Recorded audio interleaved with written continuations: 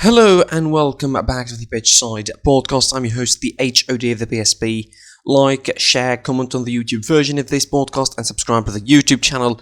Enable notifications to receive all the updates from these episodes of the podcast and all the content on the channel. Of course, listen to this on Spotify, Google Podcasts or any other platform and follow us on social media. Site PSP on Twitter, Pitch Side Pod on Instagram. Join us in this 130th episode of the show and you're welcome. Obviously, there's an elephant in the room that we're going to be talking about and we're addressing later a bit down the line. But now let's start talking about Jose Mourinho being sacked again. It is, imagine that not being the headline of the day, not being the biggest story in the world of football. Jose Mourinho being sacked, or people thinking we're going to end up next. It happened yesterday, of course. He was sacked. He was sacked from the job at Tottenham. And according to all reports, the results are the only reason that he was, sacked. I mean, understandable, because his results at Tottenham haven't been that good. I think, as a coach, I think he jumped the shark a little bit too long ago. Like, since his last stint with Man United, I think the last season of that, I think he's jumped the shark pretty quickly. His statements and his sort of, hits, all sorts of attacks on other coaches have become quite mundane. His mentality become quite toxic. His media statements have become all but damaging to his reputation. And I think the fact that he came to Tottenham and tried to be ultra defensive and tried to be rigid with a squad of players that, cannot let him do that, doesn't allow him to play the way he wanted to, certainly didn't help his case, certainly didn't endear him to the Premier League crowd, and eventually he was sacked. Obviously the only thing that they're going to be winning out of this is the compensation that Daniel Levy is going to be paying. And I read a number yesterday that Jose Mourinho is going to be winning or won at least 100 million euros out of compensations that he received from the jobs that he was sacked of. So that is Inter Milan, Real Madrid, Man United, Tottenham. So it will be, quite a financial, advantage for Jose Mourinho when he gets sacked from Spurs. So is it the end for him now? Is this the end of Jose Mourinho as a coach and as we know him? I think yes. He doesn't have a lot to prove. He won everything. So in terms of achieving something, I think he doesn't need to achieve anything. He achieved everything he wanted from football. He won leagues, he won the Premier League, he won La Liga, he won Serie A. The next logical step would be coaching the national team in Portugal. He's a man with a huge pride of his country. So coaching the national team of Portugal after Fernando Santos, I think is going to be a really good next step. I think if they don't win the Euros, and I don't know how is that going to be affected, by the way, if the Euros happen and Portugal do not win it, probably Jose Mourinho is going to be the next coach to take them to the next World Cup, supposedly. I don't see him returning to any big club in England. I think all the doors are closed at the moment there. Chelsea doing well under Tuchel, United doing well under Ole Gunnar Solskjaer, Tottenham themselves will maybe find the next coach who will do them well. Probably they will look for Julian Nagelsmann for next season. And, he doesn't have any option left. You cannot get him Man City. Man City will refuse to get him after the years and years of the Guardiola football and the slick football. They will not accept in any way, shape or form to have a squad like that ruined by someone like Mourinho. So he doesn't have a place in the Premier League. He only needs to do a downgrade if he wants to stay in the Premier League, and that is coaching a side like Leicester, coaching a side like West Ham United, and obviously he's not going to be doing that, because those sides are not ready to pay the wages he demands or pay the compensation he wants when he is sacked from his job. So Jose Mourinho is not going to be exactly, having a satisfied place to coach in after Tottenham Hotspur. So the logical step is he goes to the national team of Portugal or returns to Portugal and coaches Porto, maybe Benfica for a couple of seasons, but I don't think Porto will accept him, having someone like Conceição who's doing really, really well with them. They will not accept that. So Mourinho's future is up in the air.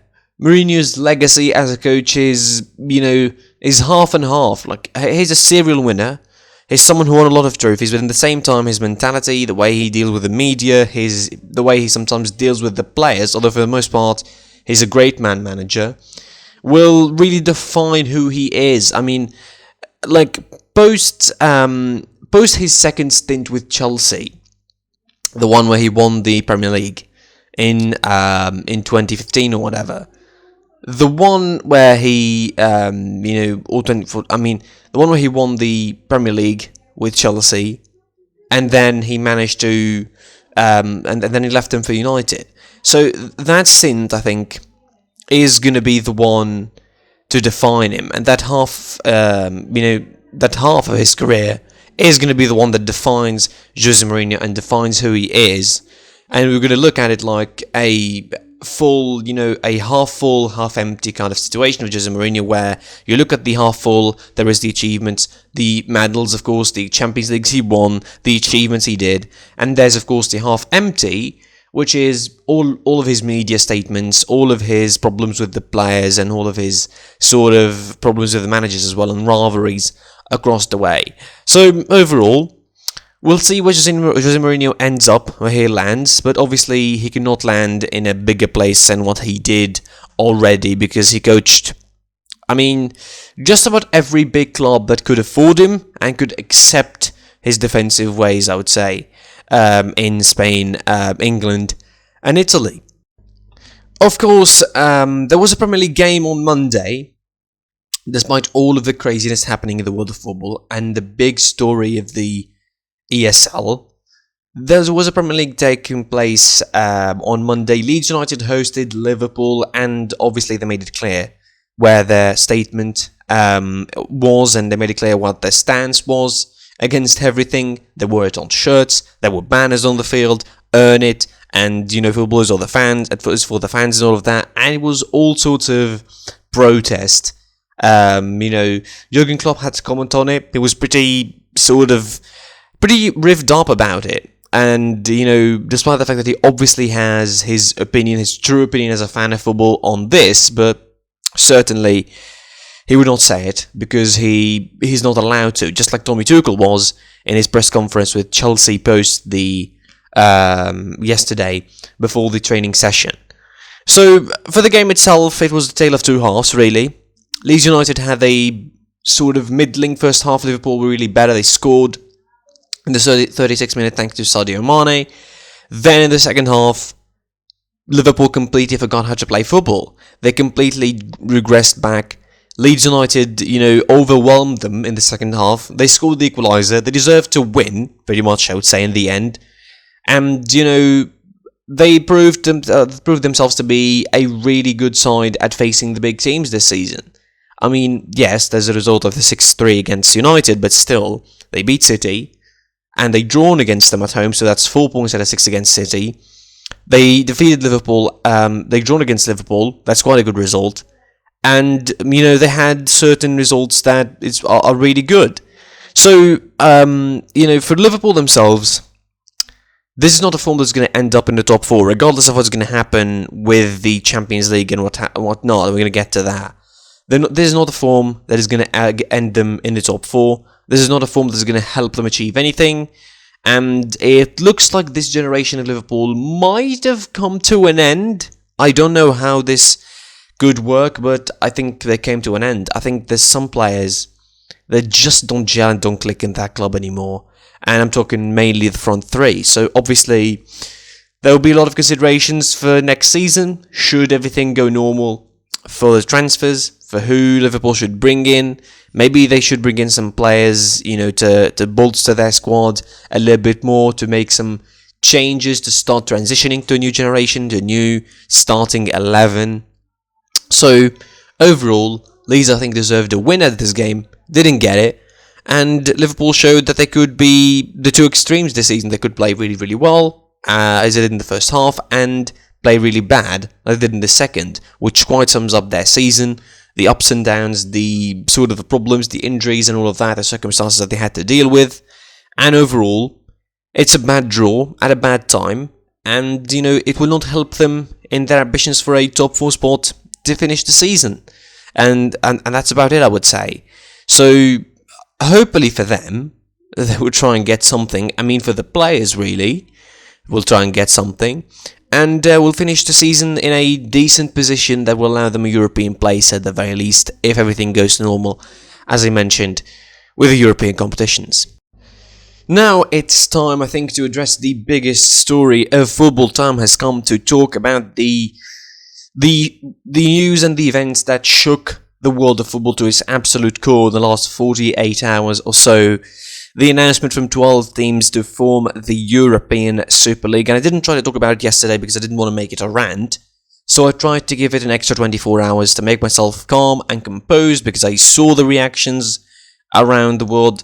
I certainly saw some of the most passionate. Gary Neville's one comes to mind here. If you didn't see it, really check it out. It's pretty passionate and pretty logic, pretty understandable. Comes deep from the heart, of someone who's been a fan of his club, of Manchester United, and has been a player for more than 20 years, and he had a lot of success, and he knows what football means to the fans and the community in Manchester. So, first of all, we're going to be tackling the subject from different perspectives. First of all, we need to explain it. I will sort of explain, but I'm sure everyone now at least has an idea of what this perception is or what this proposition of a Super League is. But we need to explain it, and then we're going to talk how it is good for the teams and bad for the fans. So, in short, this Super League, of course, is, as it is, a Super League organised by, or founded at least, by these 12 clubs, which are the 6 from England, the both Manchester sides in United and City, the London sides in Arsenal, Chelsea and Tottenham, and Liverpool. Add to them the 3 biggest in Italy, Juventus and the both Milan sides. You add to them Barcelona and both Madrid sides in Spain, and this you have the 12 founding fathers, so to speak, of this competition. Accordingly, or reportedly, this competition should have 20 teams when it starts. 10 teams in each group. They play a normal season with 9 games, and then they have a playoff match. The first 3 of each group, or first 3 from each pool, are going to be going through, and then there will be a playoff between the 4th and the 5th from each side to, a mini tournament to decide the 2 rest are going to be in the round of 8. And then you have, the normal knockout system, just like the Champions League works with it, and you have a winner. So this is about the money. This is definitely about the money. The admission fee, so to speak, this competition is 350 million euros for each club. So for a club like Barcelona, for example, who have a debt of 1.3 billion euros, they will absolutely take it. A club like Real Madrid, who had a debt of 300 million euros, they will absolutely take it. A club like Juventus, who have been hit hard by the pandemic and have wages for someone like Cristiano Ronaldo to pay, obviously they will take it. A club like AC Milan, a club like Inter Milan, both Milan sides who are under some failing investments at the moment, particularly Inter Milan, who, before this whole proposition, they were about to be sold. Inter Milan were about to be sold before this proposition. This proposition of European Super League could give them a jolt in the arm, and the club may not be sold from the Zeng propers at the moment, or the Suning owners at the moment for that club.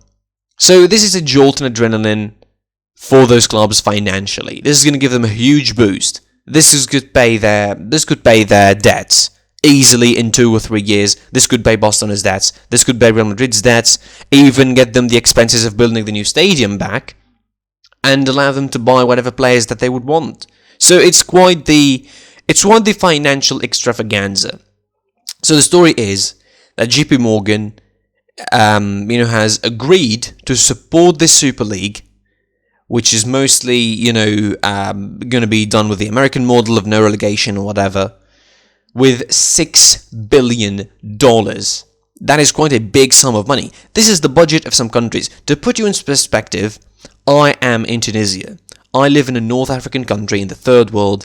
This is the budget. This is like 1/2 of the budget of my whole country is going into supporting a Super League. To put you just into perspective, $6 billion is half the budget of our country.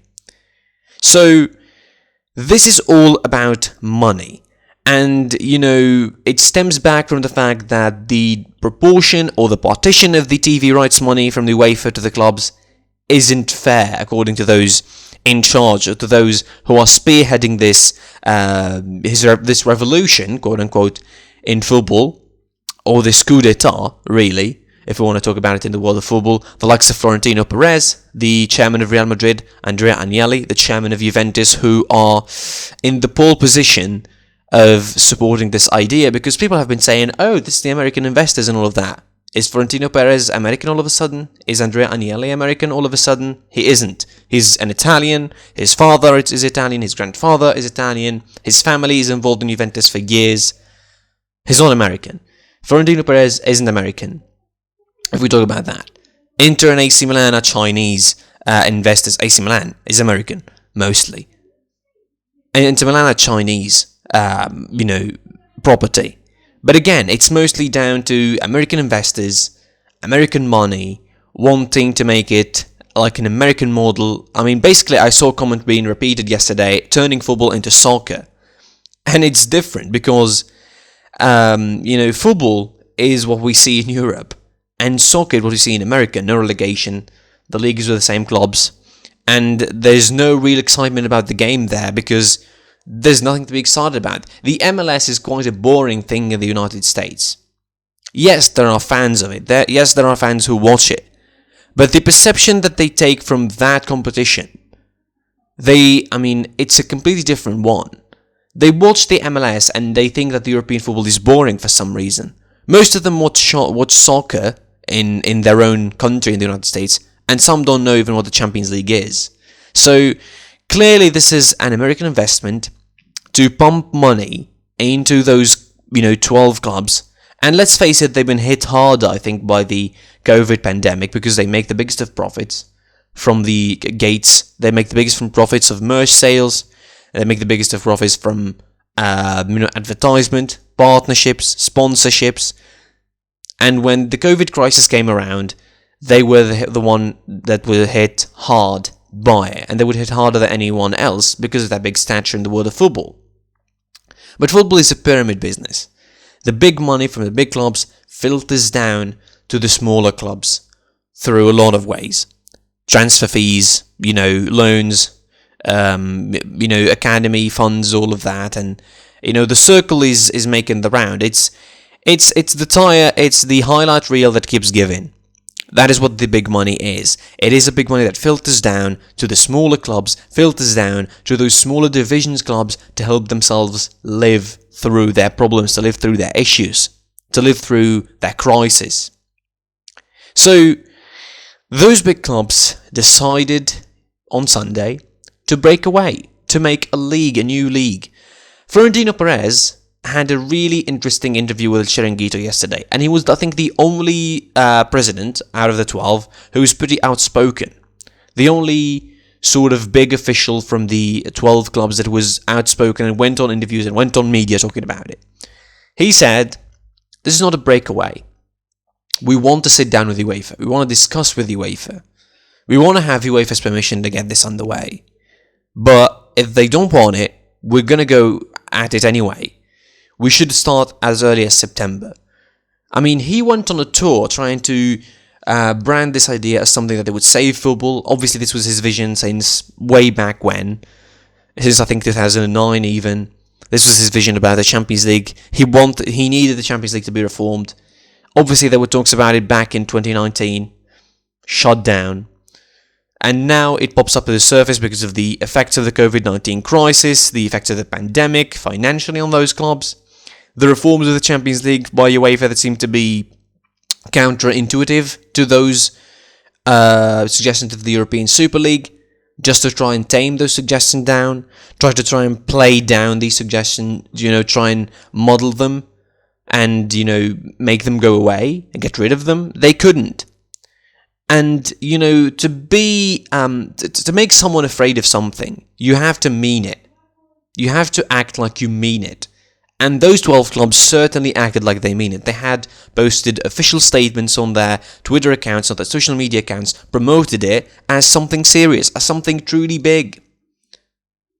clubs saying that we are the founding teams of this competition, and the fans disowning them immediately. Back to Florentino Perez's interview, because I think it's a really fascinating interview. He said a lot of, important things, really. He said, we don't care about the UEFA at the moment. We're going to go with our own Super League. We have the finances. We will give the smaller teams bigger money than what they usually earn. That is what he said. He said they will be setting up a solidarity fund, quote unquote, which is going to have 10 million euros for those clubs who's going to be damaged from the loss of money for TV rights of the Champions League, which is, according to him, is 6 million euros more than what they get under the UEFA rules. To put this in perspective, to explain this, UEFA gets around 3.5 billion euros each season for the Champions League broadcasting rights around the world. They distribute 92% of that on the clubs. This 92% is distributed, sort of unfairly according to those big clubs. They don't get a big share. The winner of the Champions League only gets 150 million euros, which is quite, comparatively to the Super League, getting 350 upon entry is, not exactly the best proposition you could give. But certainly, this might not be the breakaway. It might not happen eventually, but this is the most serious change in European football that happened ever. Like, yes, there was the Champions League was changed. The Champions League, by the way, in its original form in the 1950s, is a breakaway league. It was a breakaway league. It's a league that was formed by Real Madrid and some other clubs to try and make some money, try and lock down football or something back in the 50s. If people forgot about that. The Premier League itself is a breakaway from the normal system of the Championship divisions and all of that. And, some teams went to complete dust afterwards. So we're not going to be acting like the European Super League is the first breakaway proposition of all time. It isn't. And it won't be the last, by the way. Surely in 50 years, 40 years' time, 60 years' time, there will be another breakaway league. New powers would emerge, maybe, and they will form another breakaway league. And by the way, a big point of this is the criteria used to pick those 12 teams. On what criteria you pick Arsenal, Tottenham, and Man City? Realistically speaking, if it's not about the money, what is the characteristic you pick on something, or teams like Arsenal, teams like Tottenham, Chelsea, understandable more or less. Atletico Madrid, not even a European Cup in sight. A Champions League, that is. And they enter in this competition on the back of what? The Europa League success?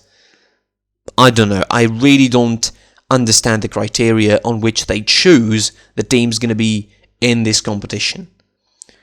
Back to Florentino Perez and back to his interview. And he said that they're going to be hiring the best referees in the world, having the best technologies in the world. We built the new Santiago Bernabeu for this. I'm not going to get Mbappe or I'm not going to get Cristiano Ronaldo back. This is going to save football. We're going to make a lot of money. Again, he insisted that this is not a breakaway, and we can discuss with UEFA the terms of how this could happen. We could find some sort of agreements.